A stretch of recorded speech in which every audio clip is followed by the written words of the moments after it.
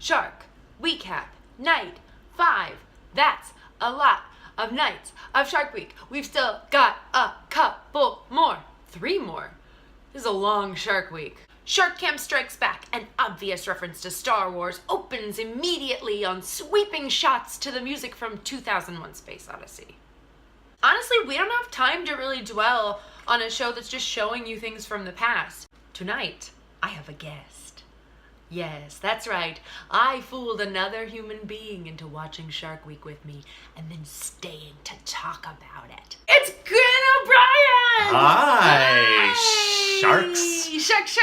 Grant's wearing a themed shirt. I wore my sharkiest shirt. Crab. Which is a shirt of crabs. This is as close as I can come to a shark shirt. Thank you.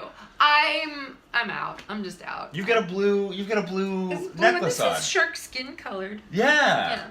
I couldn't see you from above or below if I was swimming in the water. Thank you. Oh, my pleasure. So, Grant, what was the episode called that we just watched? We watched Shark Wrecked. Yes. Which is the story of 2 stupid men in the middle of the ocean doing something wholly unnecessary. Yes. They blew up their own boat and then abandoned themselves in the ocean. They had a shark net. Not a cage. Yeah, it was made of like wood and like a tissue paper. It was like wood and then covered in that like luau party fishnet store. They went to the party store. Yeah, they had a grill. Without that, no, you would have died. No, absolutely. And they had a boat floating right next to them the whole time to make sure. And the poor medic. They had a medic with them who was just like having a panic attack the entire time because this is stupid. I like that guy. I do. He's the most sensible person on the whole thing. What a sensible man. He spent the whole time just being like, this is bad. The medic came out in a little dinghy, and he said like he was going through his questions, and the guys are being assholes to him. The guys are like, get out of here, we're doing fine. Yeah, they asked him what year it is, and he's like 2014 to be like, oh fuck off. But like that's the thing you agreed to do. Right there. A+ joke. That is a killer joke. I would have fucked with him and been like, all right, then out of the water. Yeah, that's right. And be like, no, I was kidding. Like, then don't kid around because we're in a life or death situation, you idiots. Because their skin was breaking down. Yeah. They were in the water so long, they're like, their skin's breaking down. They were 91 degrees. Which, did you know you could get your temperature taken by someone zapping you? I love that little tool. I didn't know that was a thing. No, I always do it anyway. For fun. My favorite was that one of the reasons that they might die was that they would give in to despair. Because that's what am probably going to die from. That's right.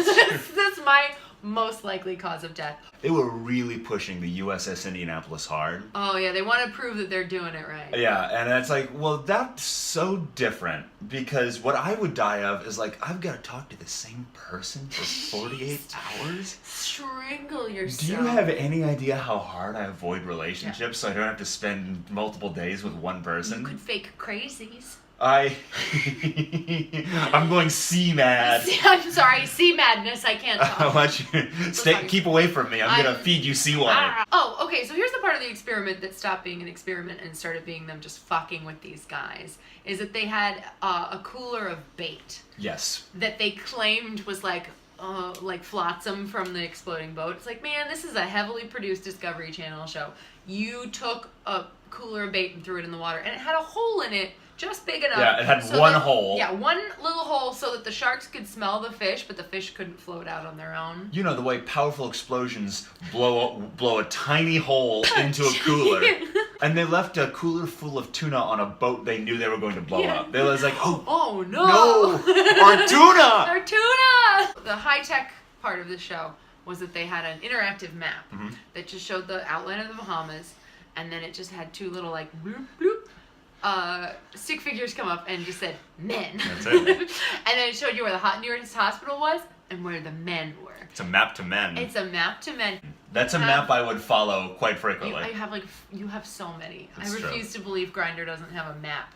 Look, yeah, I guess I Does Grindr not? Grindr, it doesn't show it on a map. It shows you how many feet away from the men you are. You have a map to men. Which would be great if it was also sharks. I'd also like a Grindr for sharks when I'm in the ocean.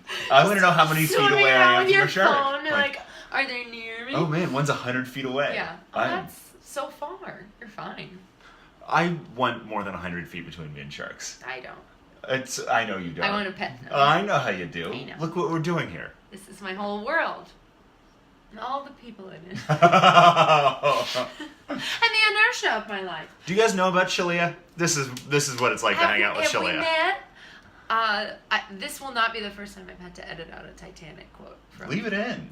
I think leave it in. I'll leave it in. Yeah. One other thing in the episode. They kept referring to the men in the water, not like the divers or the guys. It's like the sharks are getting closer and closer to the men.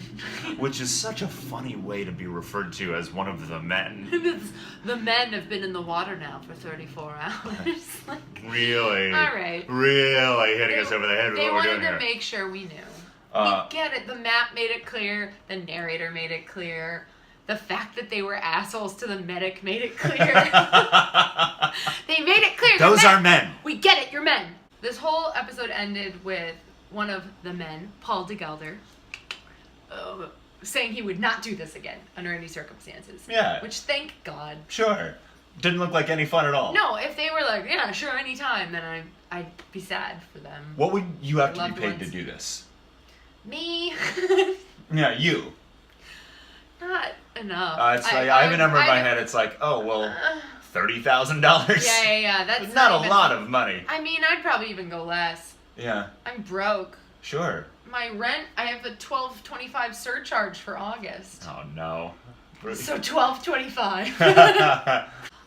Okay, well, I've successfully had my first guest ever. I feel very successful about it. I love you, Grant. I love you, Shalyah. Thank you for being here. Thank you for having me. Happy Shark Week to everyone. Happy Shark Week. I only made Grant watch one of the 3 programs this evening because I love him and I want him to still have brunch with me on the weekends. The final episode for the evening was Tiger Shark Invasion. And the whole thing was shot in the Galapagos, which is absolutely beautiful and amazing. And I'm also obsessed with the Galapagos because of the murders that took place there.